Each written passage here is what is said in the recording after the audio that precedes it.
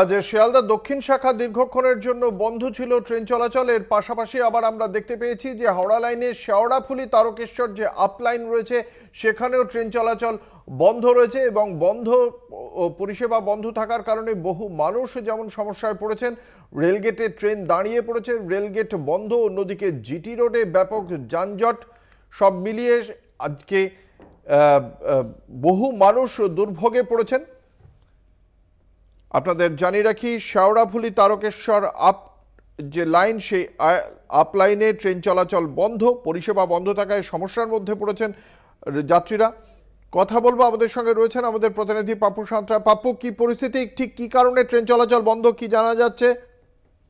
দেখো অঙ্কুদা, যেটা জানতে পারছি যে এই যে ঝড়ের কাণ্ডে ক্ষেত্রে কিন্তু যে নসিপুর স্টেশন আছে সেখানে যে রেলের যে ওভারহেড তার সেখানে একটি বাঁশ গাছের ডগলা কিন্তু অনেক পড়ে, যে ওভারহেড তার শর্ট সার্কিট হয়ে যাওয়ার কারণে ট্রেনের যে পাওয়ার সেই পাওয়ার তারা পাচ্ছে না। সেই কারণেই কিন্তু এই যে শেওড়াফুলি রেলগেট 4 নম্বর রেলগেটের ট্রেনটি দাঁড়িয়ে গেছে, যাতে করে কিন্তু এলাকার যে বাসিন্দারা তারাও কিন্তু একটা সংকটের মুখে, কারণ একটা গুরুত্বপূর্ণ রাস্তা জিটি রোড, যেখানে কিন্তু 1 ঘন্টার সময় অধিক হয়ে গেলেও কিন্তু সেখানে কোনো গাড়ি যাতায়াত করতে পারছে না।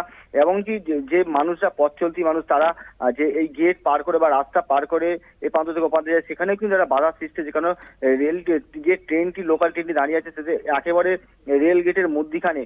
এবং যারা সাইকেলে করে যাতায়াত করছে তার যদি আমরা দেখাচ্ছি দর্শকদের, যে সাইকেলকে কাঁধে করে চাগিয়ে ট্রেনের কামরায় তুলে এবং ওপার প্রান্তে গিয়ে নামিয়ে তারপরে যেতে পারছে।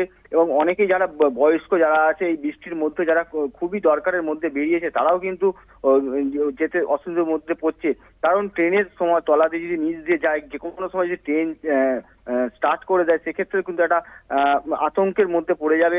সে কারণে কিন্তু খুবই একটা বলা যায় সব মিলিয়ে এটা খুবই খারাপ অবস্থার মধ্যে ওখানকার এলাকার মানুষের যাচ্ছে। তবে ইতিমধ্যে কিন্তু রেল সূত্র থেকে আমাদের যেটা জানতে পেরেছি যে টেকনিশিয়ান যে টিম তারা কিন্তু ইতিমধ্যেই তারা রওনা দিয়েছে সেই স্টেশনের কাছে, এবং ওভারহেডে তার ঠিক করে এবং সেই বাঁশ ঝাড় কেটে ট্রেনকে আগে যাতে নিয়ে যায় সেই চেষ্টা চালানো শুরু করেছে। ধন্যবাদ। আমাদের সঙ্গে ছিলেন আমাদের প্রতিনিধি পাপ্পু সাঁতরা।